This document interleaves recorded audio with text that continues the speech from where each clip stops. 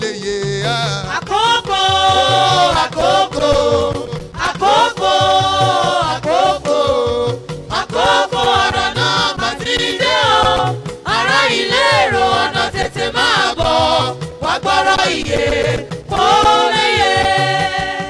Everything called recession will never be your portion in the name of Jesus. Àkókò, àkókò, àkókò ọ̀rọ̀ náà mà ti dé o. Ará ilé èrò No, but you are a liar. I will pull you down. Shall be well with you.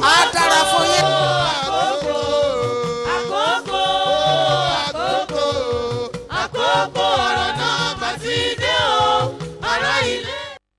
Ọ̀tá fẹ́ paná ògo kò ṣeé pa, olùgbàlà gbé mi sókè lójú. Ọ̀rẹ́ mi, kí ló dé tó fọwọ́ lẹ́rán tó forúkọ tẹ̀pá ìrònú? Ṣé kò tó rò ni? Bíi ti bò ó. Ìwọ náà wò, kò síṣẹ́, kò sọ́kọ, kò sówó, bẹ́ẹ̀ láìsàn jẹ́ ń gbádùn. Ṣé kò jù bẹ́ẹ̀ lọ? Bẹ́ẹ̀ ni o. Ó ṣe kó gbogbo àjàgà tó ń yọ ayé rẹ lẹ́nu wá síbi ìpàdé gbogbo nìṣe. Gbogbo kíni? Gbogbo nìṣe níbi tí Olúwa sínú bàbá wa Prophet Dr. JB Kumoluyi. Ó máa wáyé ní gbogbo ọjọ́ 21 sí ọjọ́ 23 lóṣooṣù. Láago 7 àárọ̀ sí aago 1 ọ̀sán lójoojúmọ́ ní The World Bible Church 1 Ganiu Muraina Close, Ajelogo Ketu, Lagos. Fún ìtọ́sọ́nà ẹ pè sórí 0803-629-7770. Ó yá nínú ìpàdé gbogbo nìṣe tó ṣe yìí. Father, in the name of Jesus, Bàbá ní orúkọ Jésù. our God and our Father, we thank you Ọlọ́run àti bàbá wa dúpẹ́ for this wonderful opportunity. fún àǹfààní ìyanu yìí. Be thou exalted in the name of Jesus. Ẹ di gbígbéga lórúkọ Jésù. As we are about to eat manna from heaven, Bí a ti fẹ́ bẹ̀rẹ̀ sí ní jẹ mánà láti ọ̀run. every spirit of disturbances, Gbogbo ẹ̀mí adínilọ́wọ́ hear the word of God, gbọ́ ọ̀rọ̀ Olúwa. be banned forever in the name of Jesus. Wọnú ìdè lọ títí láé lórúkọ The Jésù. Bible says, Ìbéèrè wípé He sent His ó words, rán ọ̀rọ̀ rẹ̀. and His words healed thee. Ọ̀rọ̀ rẹ̀ sì mú wọn lára dá. Let this message heal individually, physically, and spiritually. Jẹ́ kí ọ̀rọ̀ yìí kó wo oníkálukú ènìyàn nípa tara àti nípa ti ẹ̀mí sàn. So shall it be. Bẹ́ẹ̀ ni yóò rí. Thank you, Holy Ẹ Spirit. ṣé ẹ̀mí mímọ́. Thank you, Holy Ẹ Spirit. ṣé ẹ̀mí mímọ́. For in Jesus' wonderful name, I pray. Ní orúkọ Jésù ìyanu mo gbàdúrà. Let me seated Ẹ jẹ́ kí a comfortably. jókòó.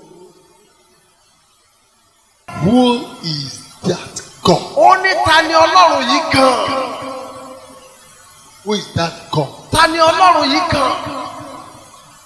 That I should obey His voice Tí èmi to yóò let Israel go. yóò sì fi gbọ́ pọ̀ sí lẹ́nu wípé kí Ísírẹ́lì kí ó máa lọ. Who is that God? Ta ni Ọlọ́run náà? Who is that God? Àní ta ni Ọlọ́run náà? Very, very irritating. Ọ̀rọ̀ tó rí ni lára ni. Very, very disgraceful. Ọ̀rọ̀ tó tani lábùkù. Who is that God? Ó wí pé ta ni Olúwa? Hallelujah. Hallelujah. His power Agbára rẹ̀. is unchallengeable. Òòlà ò lè pè níjà. His power Agbára rẹ̀. is unstoppable. Òòlà ò lè dá dúró.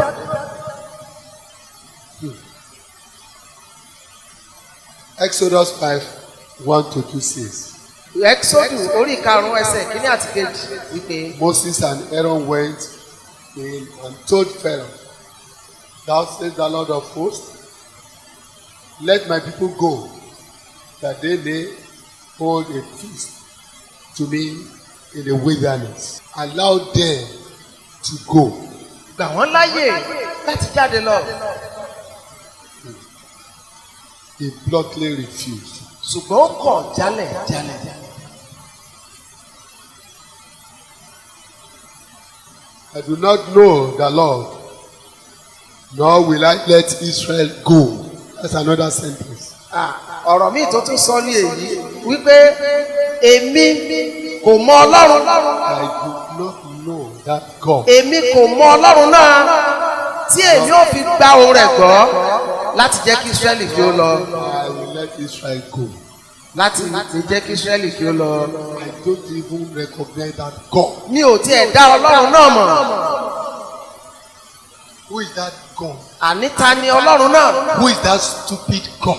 Ta ni Ọlọ́run òmùgọ̀ náà? Who is that irresponsible God? Ta ni Ọlọ́run tí ò tí ọmọ tó ń ṣe náà? He has already presented himself as God. Ó ti wá gbéra rẹ̀ gan kalẹ̀ bí Not Ọlọ́run. liking himself to God. Ó wá fi ara rẹ̀ wé Ọlọ́run. That's why the book of Isaiah says, Ìdí rèé tí ìwé Àìsáyà fi wípé who will you liken him to? ta ni àbá fi Ọlọ́run wé? You I compose a song. Mo ti ẹ̀kọ́ orin kan níbẹ̀.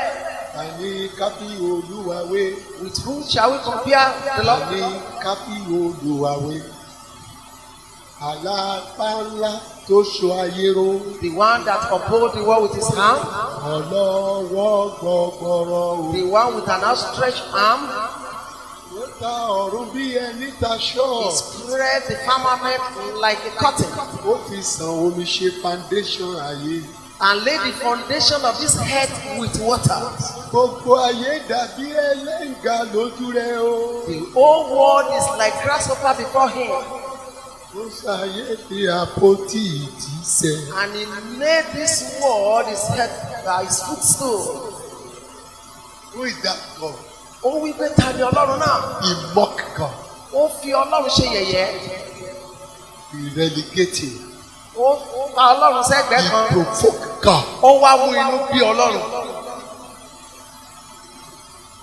That is the pride, and God resists the proud in every way.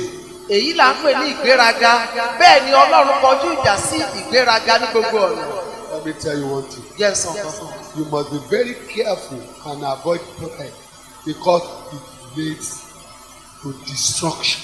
Ó gbúdọ̀ kíyèsára púpọ̀ kó o sá fún ìgbéraga nítorí pé àtúbọ̀tán ìgbéraga ní ìparun. Pride Ìgbéraga to your husband, sí ọkọ rẹ, to your wife, sí aya ni, to your pastor, tàbí sí to olùṣọ́-àgùntàn rẹ, your elder. tàbí sí àwọn tó jù ọ́ lọ. Don't be proud. Mo ṣe gbéraga. It can lead to destruction of your life. Ó lè pa ọrùn.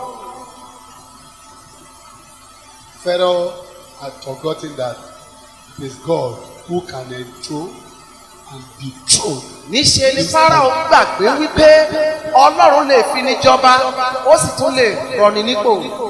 Yes, he has the power. Ó ní agbára náà. He can enthrone, Ó lè fi ní sípò. and at the same time, he can dethrone. Bẹ́ẹ̀ ni ó lè rọ̀ni lóyè. No matter your position and your possession, Ó yòówù kó jẹ́ ohun tó ní tàbí ipò tó wà. make humility your companion. Rí wípé ìwà àti ìrẹ̀lẹ̀ lẹ́jọ́ rìnrìn àjò. Humility Ìrẹ̀lẹ̀ is not stupidity. kò túmọ̀ sí pé èèyàn yóò mùgọ̀. When you try to humble yourself Tó o bá gbìyànjú àti rẹra rẹ sílẹ̀ before the man of God, níwájú ikọ̀ Ọlọ́run, before your parents, níwájú àwọn òbí rẹ, before the elders of the church, níwájú àwọn alàgbà ìjọ, before the general overseer of your church, níwájú alábòójútó gbogbogbò ìjọ rẹ. your humility is not stupidity. Ìrẹ̀lẹ̀ tó o níyẹn kò túmọ̀ sí pé o yóò mùgọ̀. Pharaoh Fáráò failed ó kú dànù to have this kind of character. láti ní irú ìwà àmúyẹ báyìí. He went for destruction. Ṣùgbọ́n ó dorí kọ ọ̀nà ìparun. Pharaoh was full of deception. Fáráò ó kún fún ìwà ẹ̀tàn.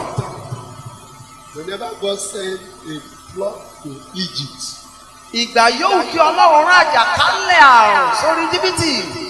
he will send Moses to beg God, and after the flood is removed and there was relief, then Pharaoh will harden his heart and begin to let Israel go.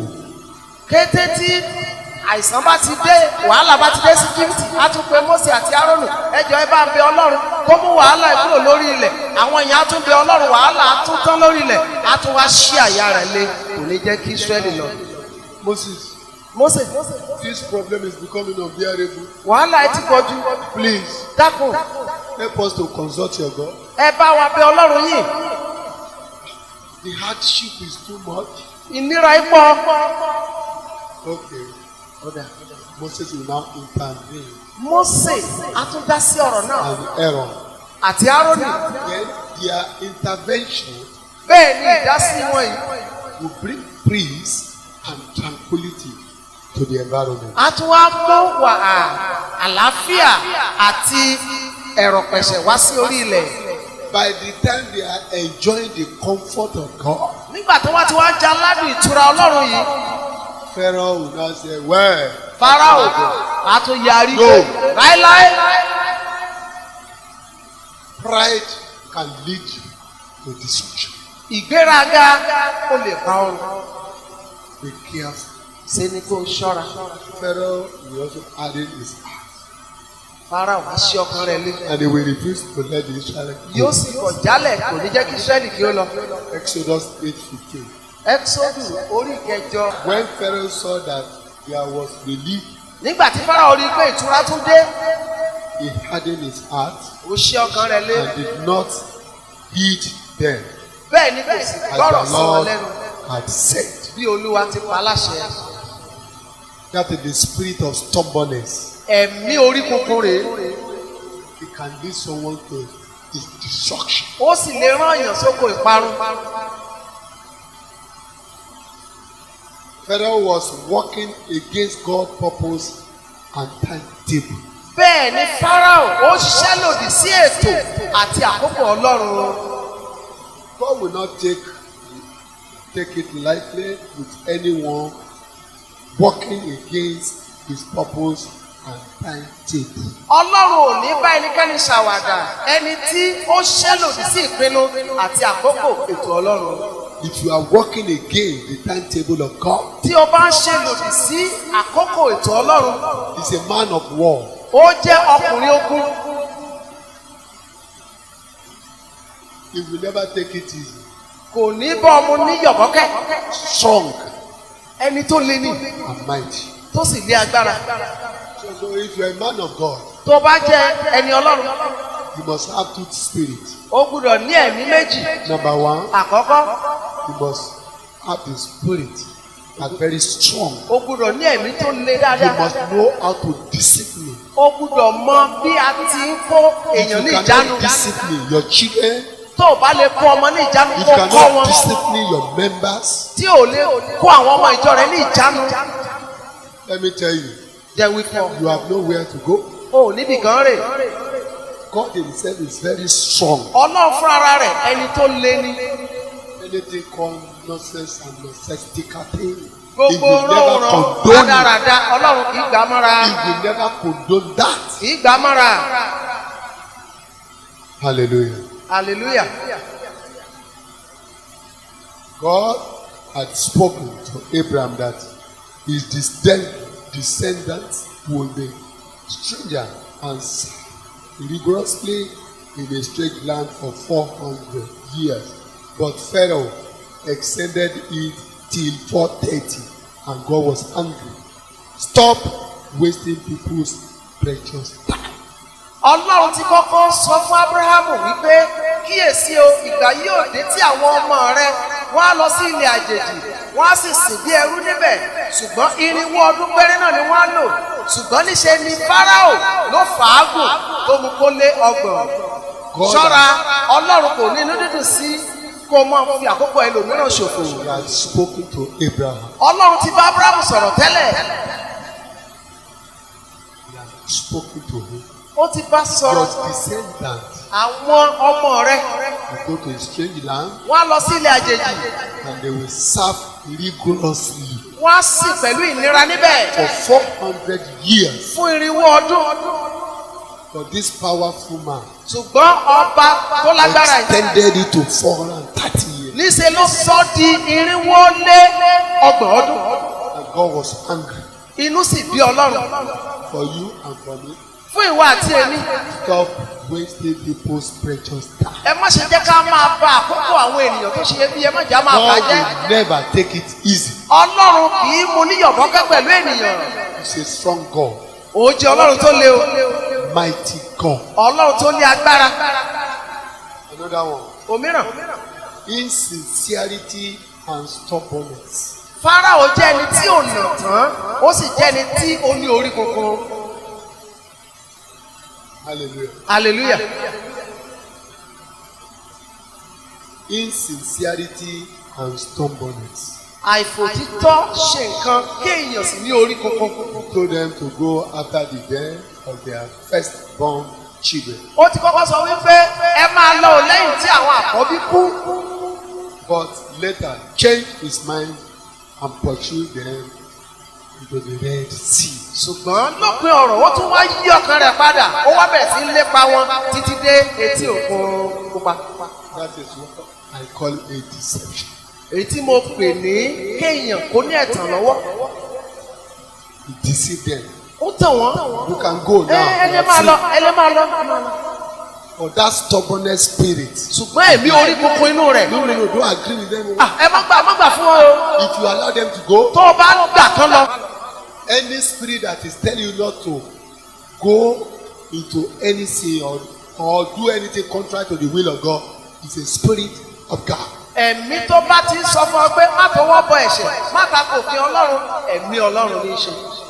The one that said go, no problem. èyí tó bá sọ pé lọ tọwọ́ bọ̀ kò sí wàhálà. That spirit emanated from Satan. ọ̀dọ̀ sátánì nìyẹn ti ṣẹ̀ wá. You must be very, very careful. wàá wá ṣọ́ra ṣe pẹ̀lú rẹ̀. How did Lord of hosts fight Pharaoh? bí ọlọ́run àwọn ọmọ ogun ó ṣe bá Fáráò jà gan. Number one, àkọ́kọ́ he sent 10 plagues upon the land of Egypt. ó kọ́kọ́ rán àwọn àrùn bíi 10 sí orílẹ̀-èdè Íjíbítì. Number two, ìkejì when God saw he was not ready to free the people, he hardened his heart. nígbà tọ́lọ́ náà wá rí wípé kò ṣetán láti jẹ́ kí àwọn èèyàn kó lọ ó wá ṣí ọkàn rẹ̀ lé. If you are doing something contrary to the will of God, tí o bá ṣe nǹkan kan tó ta ko ìfẹ́ ọlọ́run and God has been warning you tí ọlọ́run sì ti ń kì ọ́ nílọ̀ continuously, tó sì ń kì ọ́ nílọ̀ léraléra and you did not yield to his own instruction, lóòótì tẹ̀ sí ìlànà ti ọlọ́run he will not talk to you anymore. ọlọ́run ò wá ní bá ọ sọ̀rọ̀ lé lórí mọ́ No. kò ní bá ọ sọ mọ́ He has been warning Pharaoh. ó ti ń kì Fáráò nílọ̀ He spoke to him severally. fún ọ̀pọ̀ ìgbà ló ti bá sọ̀rọ̀ Allow my people to go. jẹ́ kí àwọn èèyàn yìí kí ó lọ Hey, before I will react, kí n tó bẹ̀rẹ̀ wàhálà pẹ̀lú rẹ if I react, tí n bá bẹ̀rẹ̀ there's no going back home. mi ò ní bojú wẹ̀yìn o. Allow my people to go. Very simple. jẹ́ kí àwọn èèyàn mi wọ̀nyí kó lọ kó máa jù bẹ́ẹ̀ lọ. But he hardened his heart. ṣùgbọ́n ó ṣí ọkàn lé. God parted the Red Sea for his people to pass and deceived Pharaoh and his armies to follow the Israel. ọlọ́run ti pín omi òkun níyà ó sì mú kí àwọn èèyàn rẹ̀ kán la ìyàngbẹ ilẹ̀ kọjá lọ bẹ́ẹ̀ ni ọlọ́run wá tún fi ẹ̀mí ẹ̀tàn sínú Fáráò àtàwọn ogun rẹ̀ láti wọnú òkun pẹ̀lú wọn. God parted the Red Sea for his people to pass and he deceived Pharaoh and his army to follow the Israelites. ọlọ́run ti pín òkun níyà ó sì mú kí àwọn èèyàn rẹ̀ kán la ilẹ̀ gbígbẹ kọjá bẹ́ẹ̀ ni ọlọ́run wá tàn Fáráò àti àwọn ọmọ ogun rẹ̀ láti tẹ̀lé wọn. Then the angel of God, who had been in front of Israel army, withdrew and went behind them. bẹ́ẹ̀ ni áńgẹ́lì èyí tí ó ti ń ṣáájú tẹ́lẹ̀ ó wá padà sẹ́yìn. The pillar of cloud also moved from front and stood behind them. ọ̀wọ́n àwọn sánmọ̀ sì ṣí kúrò níwájú wọn ó sì dúró lẹ́yìn wọn. The pillar, ọ̀wọ́n one can even touch it like this. èyí tí èèyàn lè fọwọ́ kàn. God intentionally demonstrated his power ọlọ́run mọ̀ọ́mọ̀ fi agbára rẹ̀ sí ojú ìṣe. to let Pharaoh know that I'm a man of war. kó bá lè yé Fáráò wípé ológun lolúwa. Verse 20. ẹsẹ̀ ogun. Coming between the armies of Egypt and Israel. ó sì wá sí agbede méje ogun àwọn íjíbítì àti ti ísírẹ́lì. Throughout the night, the cloud brought darkness to the one side and light to the other side. Look at that. ó sì ṣe àwọsánmà àti òkùnkùn fún àwọn ti ọ̀hún ṣùgbọ́n ó ṣe ìmọ́lẹ̀ ní òru fún àwọn ti ìhín. ìwọ náà wo èyí ni. Israelites, they were walking majestically. àwọn ísírẹ́lì wọ́n rìn bí ọlọ́ba. There was light in front of them. ìmọ́lẹ̀ ń ṣáájú wọn lọ. At the back, ṣùgbọ́n lẹ́yìn there wọn was a pillar of darkness. bẹ́ẹ̀ ni ọ̀wọ̀n òkùnkùn wà níbẹ̀. They started fighting themselves. àwọn ọmọ Íjíbítì bẹ̀rẹ̀ sí bára wọn jà. All their horse. àti àwọn kẹ̀kẹ́ wọn. Don't you see me? má rìn síwájú sóòrí mi ni. But the Israelites, ṣùgbọ́n àwọn ọmọ Ísírẹ́lì they were just walking majestically. níṣe náà rìn bí ọlọ́ba. But there was light before them. nítorí pé ìmọ́lẹ̀ ń ṣáájú wọn. That is the power of God. èyí ni agbára Ọlọ́run. The most high God. Ọlọ́run ọ̀gá ògo jùlọ. You are the Lord. ìwọ ni Olúwa Most high God. tó ga jùlọ. I magnify your name. gbé orúkọ rẹ ga. You are the Lord. ìwọ ni Olúwa Who cannot be manipulated. tí a ò lè gélégé. God removed the tires of their chariot and they found it difficult to speed fast until Israel had crossed the Red Sea. Ọlọ́run wá yọ táyà kẹ̀kẹ́ ogun àwọn ọmọ Íjíbítì wọ́n túrú débi wípé àwọn ọmọ Ísírẹ́lì wọ́n ti la òkun jáǹtì wọn. God stretched his mighty hand. Ọlọ́run nawọ́ agbára rẹ̀. He removed the tire. Ó bá yọ táyà kẹ̀kẹ́ ogun wọn. They were now questioning themselves. Wọ́n wá bèèrè lọ́wọ́ ara wọn. What happened to your own? Kí ló ṣẹlẹ̀ sí tiẹ̀? I don't know. Mi ò mọ̀. Something I don't know. I don't see unseen Mi hand. ò rí ó dàpọ̀ wá ìrí I just removed my own tire. Ó ti yọ táyà The same thing sẹ́yìn. happened to me. Nǹkan náà ló The ṣẹlẹ̀ same sí thing happened to mi. me. Bẹ́ẹ̀ náà ló ṣẹlẹ̀ sí mi. Unseen hand. Ọwọ́ àìrí ni ọwọ́ àìrí He Ọlọ́run. stretched that powerful hand. Ó yọ ọlọ́wọ́ náà. You must be very careful. Ó mọ̀ gbọ́dọ̀ kíyèsára.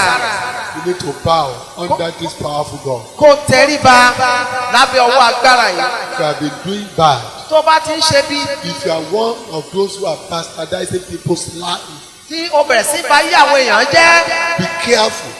Ṣọ́ra In order not to see that unseen hands, kí ọwọ́ àìrí má bàa dé bá so ọ. that it will not remove your blessing suddenly. Kó má máa gba ìbùkún rẹ padà lójijì. Many of you have been blessed. Ọ̀pọ̀ ní ilé ti dé ní ìbùkún. You don't give to God. Ṣùgbọ́n ẹ kọ̀ láti fún Ọlọ́run. Be careful. Ṣọ́ra.